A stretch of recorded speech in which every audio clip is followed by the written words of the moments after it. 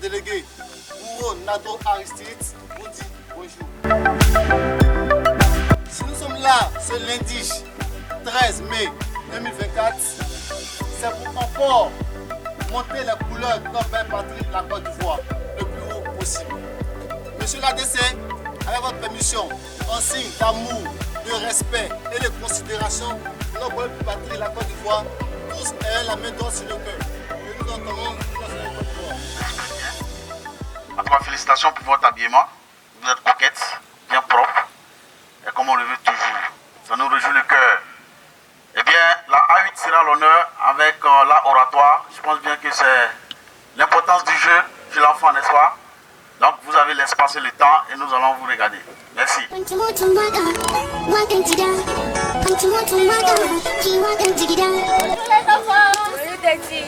allez-vous? Ça va, Téti.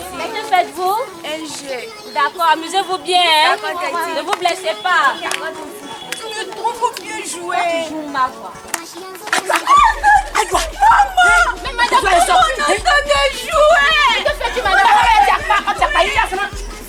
Je lui ai dit, si tu vas pas à l'école, il faut étudier. Toi, tu dis, Madame, pardon. Non. Tu ne sais pas que le jeu fait partie de la vie de l'enfant? Bonjour, mesdames. Bonjour, madame. Mais qu'est-ce qui ne va pas? Cette dame empêche sa fille de s'amuser. Ah bon? Oui. Mais madame, ne savez-vous pas que le jeu est important dans la vie de l'enfant? Pour répondre à cette interrogation, écoutez ceci. C'est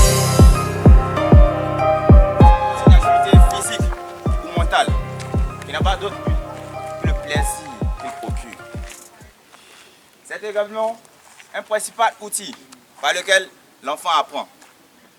En jouant, l'enfant découvre le monde qui l'entoure et acquiert la maîtrise de certains éléments de son environnement. Le jeu s'avère essentiel au développement global de l'enfant. Quelle est l'importance du jeu dans la vie de l'enfant? Répondre à cette question revient à nous montrer l'importance du jeu. D'abord au plan cognitif, ensuite au plan socio-affectif et enfin au plan psychomoteur. Qu'en est-il de l'importance du jeu au plan cognitif? Au plan cognitif, le jeu encourage l'enfant à créer des scénarios. Le jeu permet à l'enfant également de créer. En effet, de nombreux jeux impliquent les enfants à trouver des solutions, à imaginer. Les jeux basés sur des thèmes spécifiques, tels que les éducatifs, peuvent aider les enfants à acquérir des connaissances sur des sujets basés sur les animaux, les plantes, les sciences, etc. Le jeu encourage l'exploration autonome et la prise d'initiative. Les enfants apprennent à prendre des décisions, à résoudre des problèmes et à gérer leur propre apprentissage d'une manière indépendante. Quelle est l'importance du jeu au plan socio-affectif? Au plan socio-affectif, il est plus souvent l'interaction avec d'autres enfants ou des adultes. Cela donne aux enfants l'occasion de développer des compétences sociales, telles que la communication, la négociation, la prise de décision et la résolution des conflits. En jouant à des jeux de rôle ou en imitant des situations réelles, les enfants apprennent à comprendre et à exprimer leurs propres émotions. Cela favorise le développement de l'empathie et de la capacité à se mettre à la place des autres. Le jeu de groupe. Le jeu de groupe encourage les enfants à coopérer, à collaborer et à travailler ensemble pour atteindre un objectif commun. Ils apprennent ainsi l'importance de la collaboration et de la contribution individuelle au sein d'une équipe. De nombreux jeux ont leurs propres règles et normes sociales. En participant à ces jeux, les enfants apprennent à respecter des règles, à attendre leur tour et à respecter les décisions des autres, à accepter la défaite avec grâce.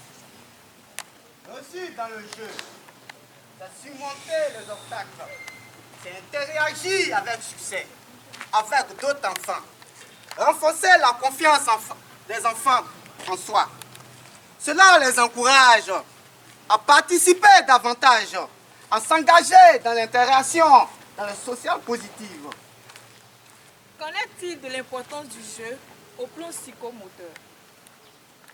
Au plan psychomoteur, Les jeux qui nécessitent les mouvements variés, tels que courir, sauter, grimper, lancer et attraper, aident à développer les coordinations motrices globales et fines de l'enfant. Ces activités stimulent également les muscles et les articulations. Les activités qui impliquent les gestes plus précis comme dessiner, découper et manipuler les petits objets contribuent au développement de la motricité fine et à la coordination œil-main. Le jeu permet à l'enfant de comprendre son corps et ses limites. En explorant ces différentes activités, il développe la conscience corporelle de l'enfant, ce qui est essentiel pour sa sécurité et son bien-être. Participer à des jeux qui impliquent des mouvements variés et des postures différentes contribue à améliorer la posture de l'enfant et à renforcer les muscles nécessaires pour maintenir une position équilibrée. En résumé, nous pouvons retenir que le jeu est essentiel pour le bien-être, le développement cognitif, social et émotionnel des enfants. Il leur permet d'explorer le monde qui les entoure, de développer leur identité, leurs compétences et leur confiance en eux-mêmes, tout en leur offrant un moyen naturel et plaisant d'apprendre et de se développer. J'ai compris. Ensemble, ne privons pas nos enfants du jeu, car le jeu fait partie du développement.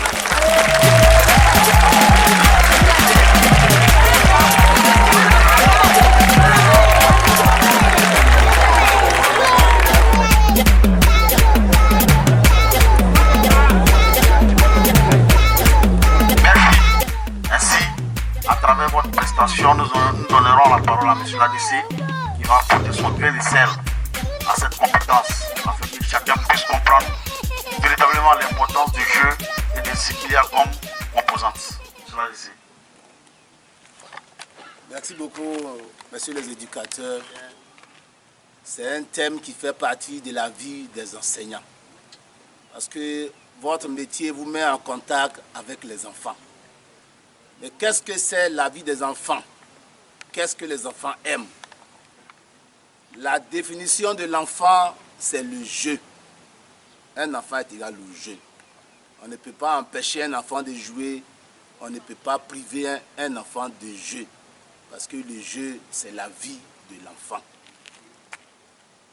Nous tous, on est conscients et on sait que les enfants apprennent en jouant. Ils apprennent également à grandir en jouant. Mais qui doit mettre à leur disposition le jeu ou le matériel de jeu? À la maison, ce sont les parents. À l'école, ce sont les enseignants. Et c'est ce thème-là qui a été développé ce matin par vos amis. C'est également une invitation à tous ceux qui veulent exercer le métier d'enseignant. De la même manière, les adultes aiment le travail, de cette même manière-là, les enfants aiment le jeu. Le jeu et le travail ont les mêmes objectifs. Mais l'objectif du travail chez l'enfant va s'accomplir plus tard. Or, le jeu donne satisfaction à ses besoins immédiatement. C'est pourquoi vous devez baser votre enseignement sur le jeu, sur ce que l'enfant aime. En résumé, le travail est aussi important pour l'enfant. Mais le travail va atteindre les objectifs dans l'avenir. Or, le jeu, tout ce que vous gagnez à travers le travail, l'enfant le gagne à travers le jeu, mais de manière immédiate. En tout cas, une fois encore, merci. Merci. Et dans l'ensemble, le jeu est important sur plusieurs points. Mais vos amis ont parlé de 3 points. Le plan intellectuel ou cognitif. Et dans ce domaine-là, c'est simplement le jeu aide l'enfant à résoudre les problèmes.